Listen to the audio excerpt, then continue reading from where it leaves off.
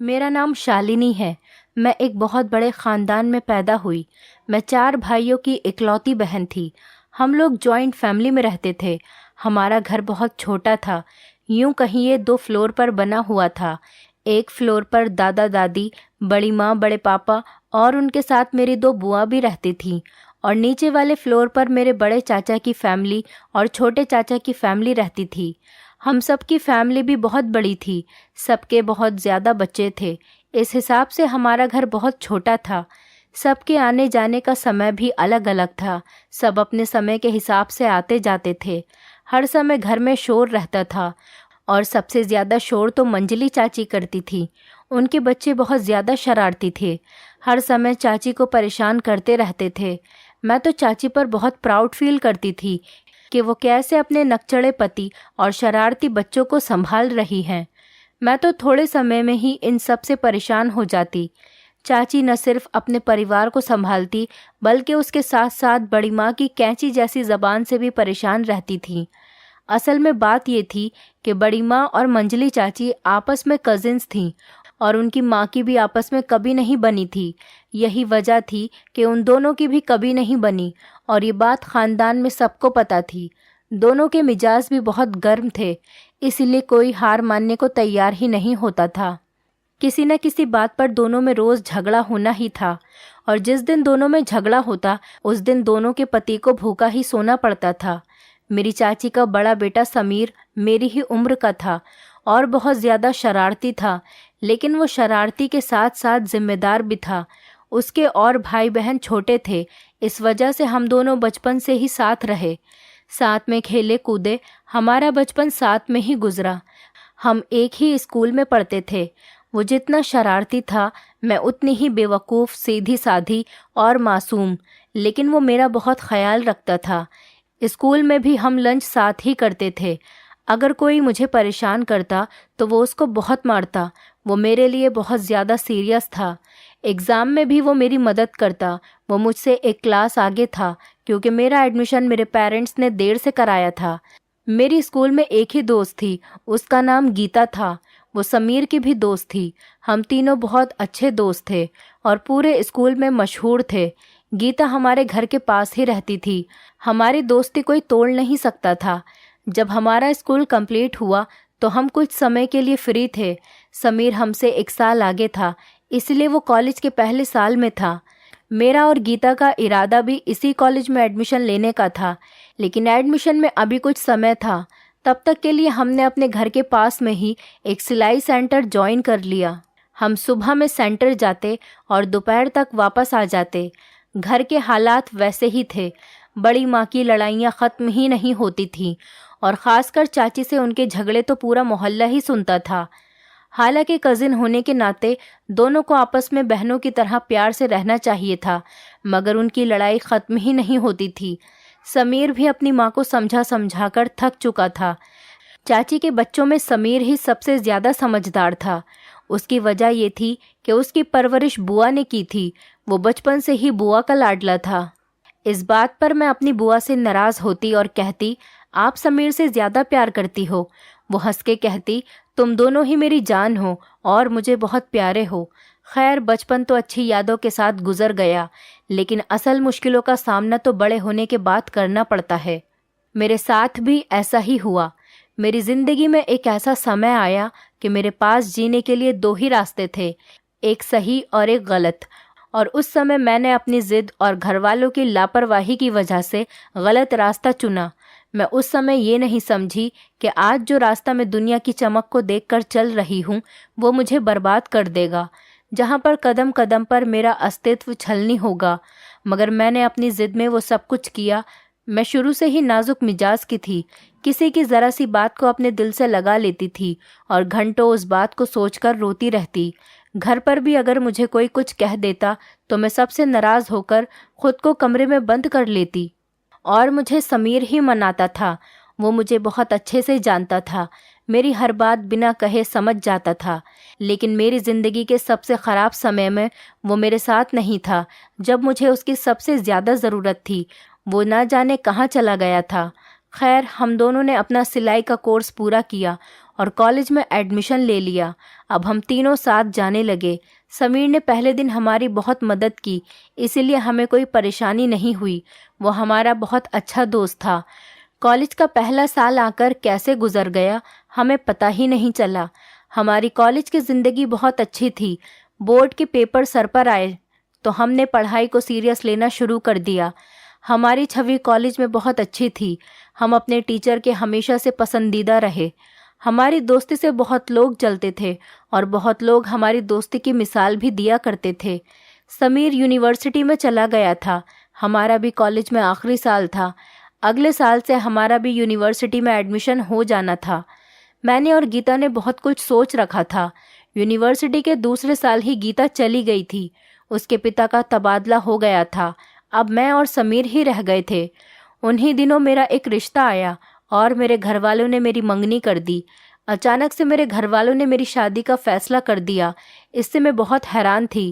खैर, मेरी शादी की तैयारी शुरू हो गई। मैं महसूस कर रही थी कि समीर बहुत उदास रहने लगा था। मेरी शादी से कुछ दिन पहले वो चला गया था। उसने ना जाने कब अपना पासपोर्ट और वीज़ा बनवाया और किसी को खबर भी नहीं हुई, और वो हम सबको छोड़कर बहुत दूर चला गया। उसके इस अचानक से लिए फैसले ने मुझे बहुत कुछ सोचने पर मजबूर कर दिया। खैर, फिर मेरी शादी हो गई और मैं नए घर में एक नए लोगों में आ गई। शुरू शुरू में सब कुछ बहुत अच्छा था, लेकिन जैसे जैसे टाइम आगे बढ़ा सब लोग बदलने लगे। उन्हीं दिनों में हमारे घर में एक भिखारन आने लगी। मैं भी उसे रोज़ खाना देती थी, जिसके बाद वो मेरे पेट पर हाथ फेरती और पहले मुझे लगा कि वो मुझे संतान की दुआ देती है, लेकिन वो मेरे पेट पर कुछ लिखती थी, जिसकी वजह से मुझे पेट पर हल्का सा दर्द भी होता था। मैं उसके जाने के बाद पेट से कुर्ता हटाकर देखती तो वहाँ की खाल सुर्ख होती। ये सिलसिला चलता रहा। जैसे जैसे समय आगे बढ़ता रहा, मेरे पति का रवैया भी बदलने लगा। मैं इससे बहुत परेशान रहने लगी। वो मुझसे बात भी नहीं करता था। कब वो मुझसे इतनी दूर चला गया पता ही नहीं चला। मैं बहुत परेशान रहने लगी थी। मुझे समझ में नहीं आ रहा था कि मैंने ऐसा क्या कर दिया जो वो मेरे साथ ऐसा बर्ताव कर रहा है। कई दिन इसी सोच में बीत गए। एक दिन मेरी माँ मुझसे मिलने के लिए आई। वो मेरी हालत देखकर मुझसे बोली, क्या हुआ, तुमने अपना ऐसा हाल क्यों बना रखा है? मैंने उन्हें अपने पति में बर्ताव के बारे में बताया। उन्होंने मुझे समझाया कि बेटी सब्र करो, सब कुछ ठीक हो जाएगा। मैंने सोच लिया था कि आज मैं अपने पति से इस बारे में बात करके रहूंगी, लेकिन इससे पहले मैं कोई बात करती वो हो गया जिसके बारे में मैंने कभी सोचा भी नहीं था। मेरा पति बहुत गुस्से में घर आया। आते के साथ ही उसने मुझे बुलाया। मैं तो उसकी इतनी तेज़ आवाज़ सुनकर ही डर गई। मैं किचन से भागकर कमरे में आई। वो बहुत गुस्से में था। मुझे देखते ही बोला, मेरे पीछे तुम किसके साथ मुकाला करती फिर रही हो? मैंने कहा, ये आप क्या कह रहे हैं? मेरी बात सुनकर वो मेरे बालों को पकड़कर बोला, इतनी सीधी मत बनो। तुम मेरे पीछे जो भी कांड करती हो वो सब कुछ मुझे पता है, और जो भिखारन के भेष में तुम्हारे घर में आशिक आते हैं, मुझे सब कुछ पता है। तुम क्या सोचती हो तुम मेरे पीठ पीछे गुल खिलाती रहोगी और मुझे कुछ पता भी नहीं चलेगा? मैं इतना बेवकूफ़ नहीं हूँ समझी जितना तुम मुझे समझती हो। धोखेबाज औरत। और भी न जाने उसने मुझ पर क्या क्या इल्ज़ाम लगाए, और मैं चुप करके उसके इल्ज़ाम सुनती रही। जब वो चिल्ला चिल्लाकर थक गया तो उसने मुझे डिवोर्स दे दी और घर से बाहर निकाल दिया। उसने ये भी नहीं सोचा कि मैं इतनी रात को कहाँ जाऊंगी। वो क्यों मेरी परवाह करता जब उसे मुझ पर भरोसा ही नहीं रहा था, और क्यों वो मेरे बारे में सोचता। मैं रोते हुए अपने घर पहुंची। आधी रात में दरवाजे पर इस हालत में मुझे देखकर सब लोग परेशान हो गए। माँ जल्दी से मुझे कमरे में लेकर गई। मैं पूरी रात चुपचाप रोती रही, किसी के सवालों के जवाब नहीं दिए। सुबह में मेरी आंख लगी। फिर जब मैं उठी तो माँ और चाची मेरे पास बैठी थीं। मैंने माँ को डिवोर्स का बताया और साथ में वजह भी बताई। माँ मेरी बात सुनकर बहुत परेशान हो गई और मंदिर में जाकर पुजारी से मेरे लिए पूजा करवाई। पुजारी जी ने एक धागा दिया और कहा कि इसे बेटी के पेट पर बांध देना। अभी वो धागा बांध ही रही थी कि वो बोली कि ये तेरे पेट पर क्या है? मैंने जब अपने पेट पर देखा तो मैं चौंक गई। मेरे पेट पर 3 मर्दों के नाम लिखे थे और वो साफ दिख रहे थे। मैं हैरत से उसे देखने लगी। माँ भी ये सब कुछ देखकर बहुत हैरान और परेशान थी। मुझे भी कुछ समझ नहीं आ रहा था। मैंने माँ से पूछा कि माँ ये क्या है। वो बोली, बेटा सब्र कर, मैं तेरी चाची को बुलाती हूँ। चाची आई तो माँ ने उन्हें मेरे पेट के निशान दिखाए, जिसे देखकर वो भी चौंक गईं और बोली, ये सब कैसे हुआ है? ये तो जलने के निशान हैं। मैंने कहा, ये तो किसी मर्द के नाम लिखे हुए हैं। वो बोली, नहीं, गौर से देखो, ये जलने के निशान हैं। किसी ने अपने जले हुए हाथ को तुम्हारे पेट पर रखा है। चाची की बात पर मुझे वो भिखारन याद आ गई जो रोज मेरे पेट पर हाथ फेरती थी। मैंने माँ को उसके बारे में बताया तो माँ ने कहा, तुम कल मेरे साथ उसी गली में चलना और मुझे बताना कौन सी भिखारन है। मैं बोली, ठीक है। अगले दिन हम उसी गली में गए।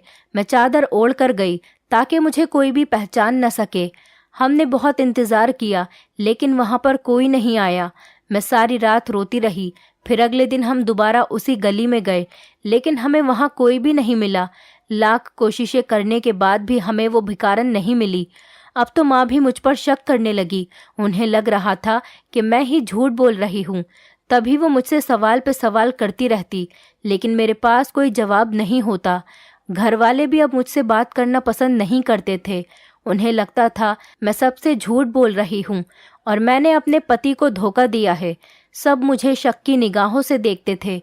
कोई मेरा भरोसा नहीं कर रहा था, जिसकी वजह से मैं टूटने लगी थी। समीर भी यहाँ नहीं था और मेरा उससे कोई कांटेक्ट भी नहीं था, लेकिन अगर वो यहाँ होता तो मेरा भरोसा ज़रूर करता। पूरी दुनिया भी मेरे खिलाफ होती तो तब भी मेरा ही भरोसा करता। सबकी बात छोड़कर वो मेरी ही बात मानता। मगर यहाँ तो अपने घर वालों को ही भरोसा नहीं रहा था। जिन भाइयों की मैं लाडली थी वो अब मुझे देखते भी नहीं थे। मैं सबके लिए अजनबी हो गई थी। किसी को मेरी कोई परवाह ही नहीं थी। किसी को मुझसे कोई लगाव नहीं रहा था। ऐसा लगता था जैसे मैं उनकी कुछ लगती ही नहीं हूँ। कैसे एक पल में सब कुछ बदल गया। मेरे घर वाले मुझसे दूर हो गए और सब घर वालों और मेरे बीच इतने फासले हो गए थे। क्या कोई अपना ऐसा करता है जिसको अपने हाथों से पाला हो, खुद उसकी परवरिश की हो? उस पे भरोसा करना क्या इतना मुश्किल होता है? जब हमें हमारे अपनों की सबसे ज़्यादा ज़रूरत होती है तभी क्यों सब हमसे मुंह मोड़ लेते हैं? क्यों वो खुद को हमसे इतना दूर कर देते हैं कि चाहकर भी हम उनसे कुछ नहीं कह सकते? कभी कभी ज़िंदगी इतना क्यों थका देती है? क्यों हमारे इतने इम्तिहान लेती है कि अपना अस्तित्व बुरा लगने लगता है? मैं भी जिंदगी के उस मोड़ पर खड़ी थी जहां मैं सब कुछ खो चुकी थी। अपनों का प्यार, उनका भरोसा, उनका साथ, सब कुछ मुझसे दूर हो गया था। मेरी एक आह पर तड़प उठने वाले आज मुझसे मुंह मोड़ गए थे।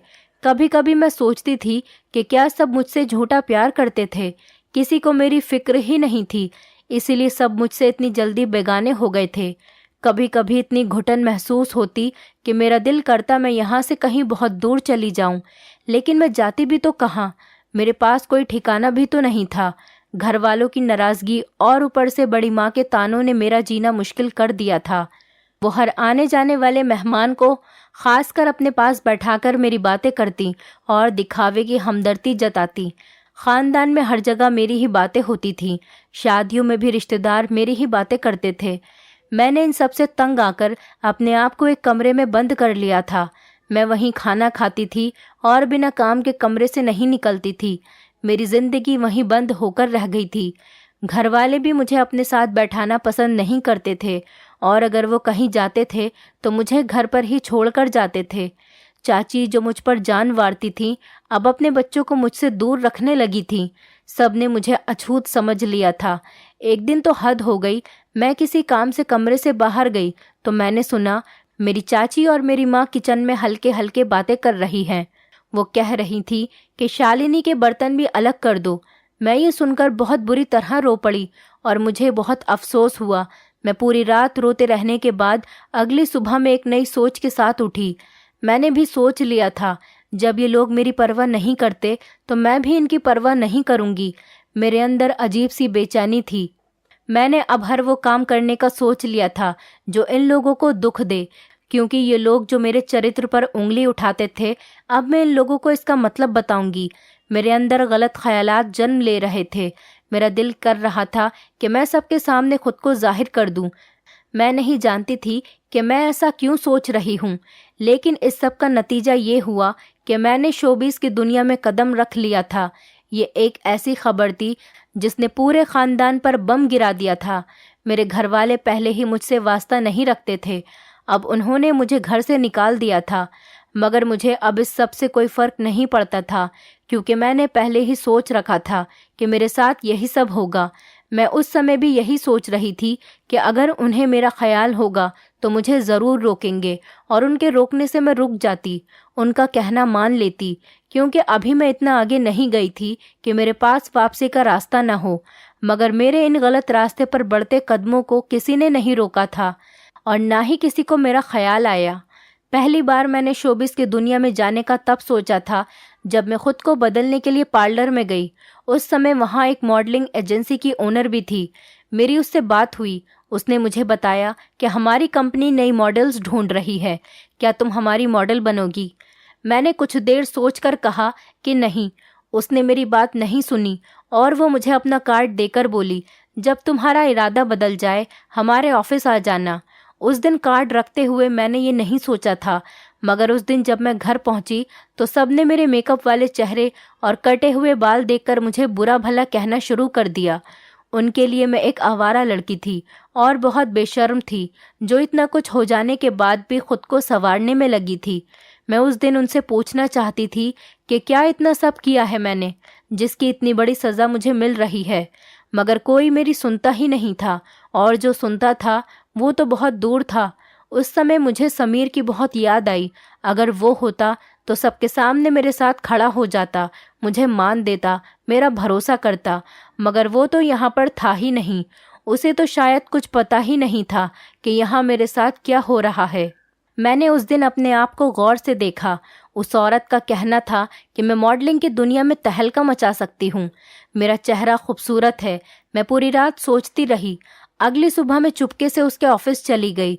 उन्होंने मेरा मेकओवर किया और मुझे पूरा बदल दिया और मेरे कुछ फ़ोटो लिए।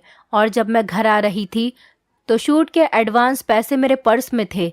मेरे अंदर अजीब सी बेचैनी थी, और मेरे इस कदम का नतीजा ये निकला कि मेरे घर वालों ने मुझे रोकने के बजाय मुझे घर से निकाल दिया, जिससे मैं इस दलदल में फंसती चली गई। मैं अब एक फ्लैट में रह रही थी। मेरे घर वालों ने सारे रिश्ते मुझसे ख़त्म कर दिए थे। अब मैं एक अच्छी मॉडल बन गई थी।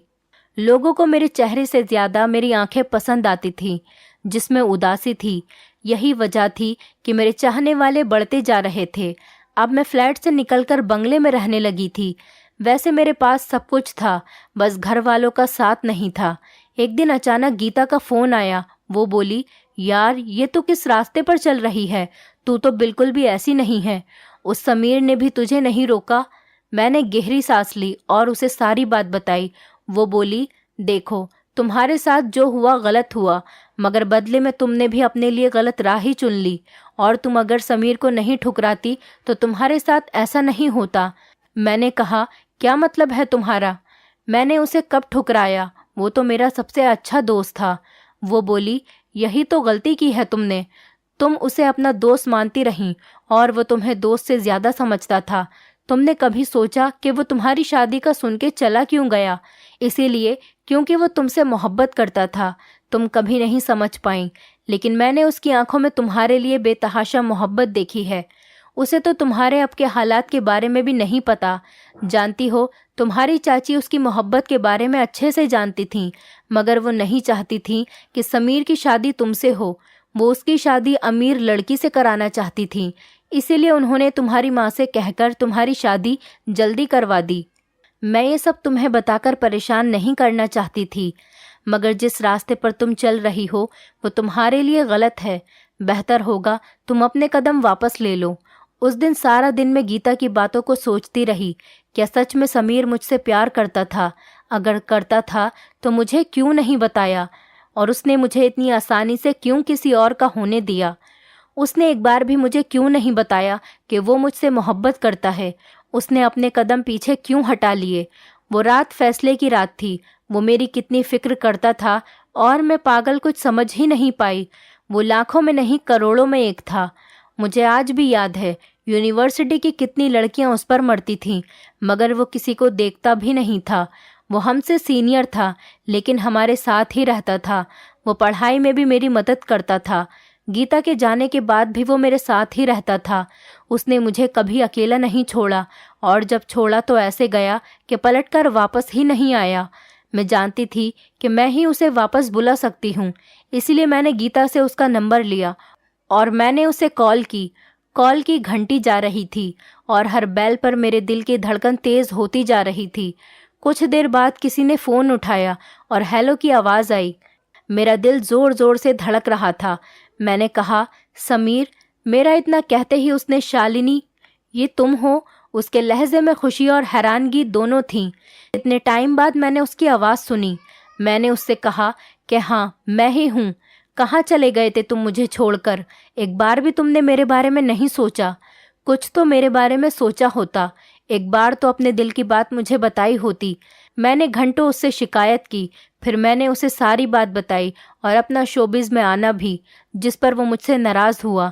लेकिन मैंने उसे बताया कि मैंने अब छोड़ने का फ़ैसला कर लिया है। ये सब मैंने ज़िद में किया था। घर वालों ने मुझे इतना पराया कर दिया था कि मेरी कुछ भी समझ में नहीं आ रहा था कि मैं क्या करूं। फिर हम रोज़ाना ही बात करते थे। खैर, मैंने शोबिज़ की दुनिया को छोड़ दिया था और उससे मिली सारी दौलत, पैसों को भी मैंने दान कर दिया था। अब मैं किराए के घर में रह रही थी और एक सेंटर में सिलाई का काम कर रही थी। सालों पहले शौक में सीखी हुई सिलाई आज मेरे काम आ रही थी। कुछ दिन बाद समीर भी वापस आ गया और गीता भी यहीं शिफ्ट हो गई। लेकिन मैं अब भी उस भिखारन के बारे में सोचती थी। आखिरकार एक दिन वो मुझे मिल ही गई और तब मुझे पता चला वो औरत नहीं, मर्द है। वो भेष बदल बदल के लोगों के घरों को बर्बाद करता है। उसे मेरी बड़ी माँ ने ही भेजा था। वो असल में हमारे घर के पास ही एक बाबा का चेला था। बड़ी माँ ने उसे पैसे दिए थे इस काम के।